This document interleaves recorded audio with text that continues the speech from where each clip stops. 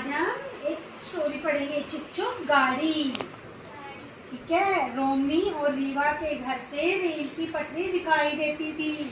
और रीवा रोमी दो बहनें थी, उनकी घर से रेल की पटरी दिखाई देती थी। ठीक है। दोनों खिड़की के पास बैठकर अपना खाली समय रेलगाड़ी देखकर और छुप छुप सुनकर बिता देती थी। वो छुप छुप सुनती थी और अपने घर की खिड़की से देखते रहती थी, गाड़ी ट्रेन जा रही है। ठीक है। आपको क्या हुआ? इधर देखो साथी। एक शाम दोनों बहनें खिड़की से बाहर देख रही थी। अचानक रोमी बोली, किसने बनाई होगी यह रेलगाड़ी? उसके मन में ख्याल आया कि ये रेलगाड़ी किसने बनाई होगी। पास में ही बैठी उनकी दीदी बोली, आओ बच्चों, मैं तुम्हें बताती हूँ कि रेलगाड़ी किसने बनाई। उनकी बड़ी दीदी बैठी थी पास में।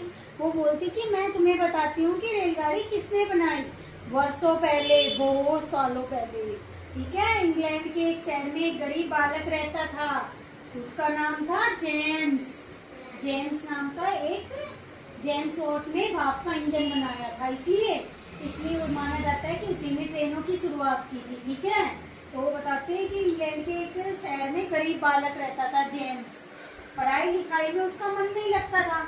वो सात्विक की तरह था, पढ़ाई लिखाई में तो मन ही नहीं करता था। इधर आओ सात्विक। ठीक है। वह बहुत ही शैतानी करता था, बहुत शैतान था। ओके। एक बार जेम्स ने रसोई घर से आती एक विचित्र सी आवाज सुनी। उसने रसोई घर से एक विचित्र सी आवाज आती सुनी। उसने देखा कि चूल्हे पर एक केतली में पानी उबल रहा है। पानी उबलता है ना, कभी हम पतीली में रख देते हैं, लेकिन उस दिन उसकी माँ ने केतल में पानी रख रखा था। तो पानी उबल रहा था। केतल का ढक्कन खट खट की आवाज के साथ उठ गिर रहा था। केतल का ढक्कन क्या कर रहा था? पानी ज्यादा उबलेगा तो वो भाप से ऊपर उठ रहा था, नीचे गिर रहा था, भाप से ऊपर उठ रहा था, नीचे गिर रहा था।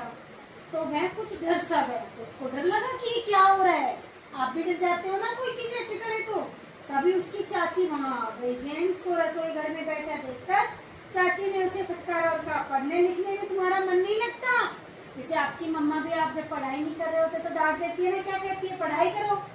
यहाँ रसोई में क्या कर रहे हो? रसोई में बच्चों का काम नहीं होता ना, रसोई में तो मम्मा काम करती हैं। ओके।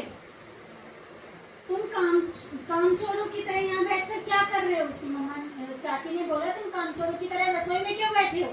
जाके पढ़ाई करो अपनी। जेम्स की दृष्टि तो केतली पर थी। जेम्स तो केतली को देख रहा था, क्योंकि उसको तो केतली में पता करना था कि ये क्यों पटक रहा है इसका ढक्कन। ठीक है। उसकी चाची की बात न सुनी। उसने चाची की तो बात ही नहीं सुनी कि चाची क्या कह रही है। वह हैरानी से केतली के ढक्कन को उठता गिरता देखता रहा। वो एक नजर से किसको देखता रहा? केतली के ढक्कन को। उसे लगा हो न हो कोई ताकत अवश्य ढक्कन को उठा गिरा रही है। उसको लगा कोई तो ऐसी ताकत है जो उठा गिरा रही है। अब आप ये बताओ, हमें अगर ये भी उठानी है, एक हल्की सी ये बंदूक है, इसको भी उठाना है तो भी ताकत चाहिए ना। शरीर में ताकत ही नहीं होगी तो उठाई नहीं जा सकेगी। ठीक है। यह बात बचपन में जेम्स के मन में बैठ गई, उसके दिमाग में आ गई ये बात। ठीक है। जेम्स जब बड़ा हुआ तो उस भाप की शक्ति को ध्यान में रखकर उसने भाप का इंजन बनाया। जो उस दिन भाप आ रही थी ना केतली में, उस बात को ध्यान में रखते हुए उसने भाप का इंजन बनाया। ओके। भाप की शक्ति से इंजन बड़ी बड़ी रेलगाड़ियों को दूर दूर स्थानों तक पहुंचा देता है। भाप से क्या होता है?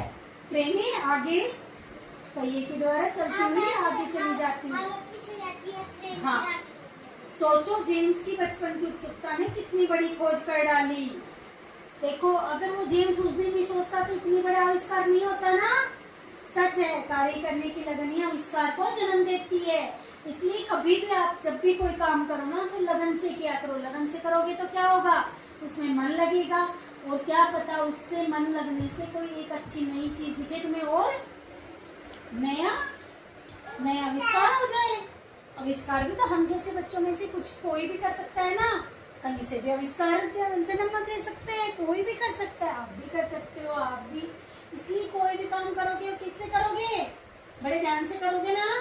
कभी भी ध्यान इधर उधर मत करके किया करो। काम हमेशा मन लगा के करोगे ना, तभी आप छुप छुप गाड़ी बना पाओगे। उसने इसका आविष्कार किसने किया?